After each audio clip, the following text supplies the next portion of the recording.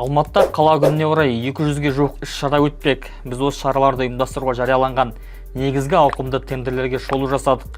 Арнаға тіркеліп, лайк бас салыңыз. Тұңғыш президент паркінде өтетін Алма Фест Алматы 2025 фестивалінен бастайық. Іс-шараны ұйымдастыру және өткізуге 66,9 миллион теңге қарастырылған екен. Сондай-ақ фестивальдің жәрмеңкесін ұйымдастыруға жеке тендер жарияланған. Ондағы қарастырылған сома 59,8 миллион теңге. Екі тендердің де жеңімпазы Advertising Media Center жауапкершілігі шектеулі серіктестігі болды. Бақ беттерінде бұл шара қыркүйектің 21 болады деп жазылып жатыр. Тендердің техникалық сипаттамасын толығырақ сайттан оқи аласыз. Алматыдағы қала күніне орай өтетін кезекті шара бұл Көктөбе опера мерекелік концерті. Бұл шараның ұйымдастырушысы Алматы қаласы мәдениет басқармасы. Тендерде көрсетілген сома 51,7 миллион теңге. Жеңімпазы Asia Show Technics жауапкершілігі шектеулі серіктестігі деп танылған. Бақтағы дереккөзге сүйенсек, концерттің уақыты қыркүйектің 20 сағат 18:00 деп көрсетілген екен. Құрметті азамат шарасын өткізуге 77,4 миллион теңгелік тендер жарияланған. Тендер жеңімпазы Танерика жауапкершілігі шектеулі серіктестігі.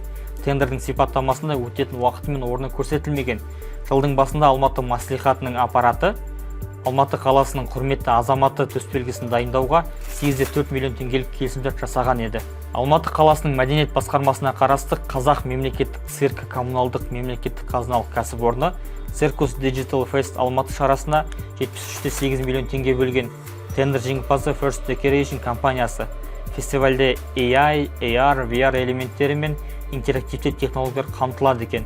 Алматы Арман қала конкурсын ұйымдастыруға 50 миллион теңгелік тендер жарияланған. Техникалық сипаттамада қала күніне арналған республикалық поэзия байқауы ұйымдастырылатыны жазылады. Алматы әкімдігі биыл бюджетінде қала күніне жұмсалатын шығындарды нақты көрсетпеген. Оңтүстік мегаполистің 2025 жылғы бюджетінен мәдениет, спорт, туризм және ақпараттық кеңістікке 99 миллиард теңге бөлінген байқауға болады. Соның ішінде биыл мәдениет басқармасына 15 миллиард теңге қарастырылған екен.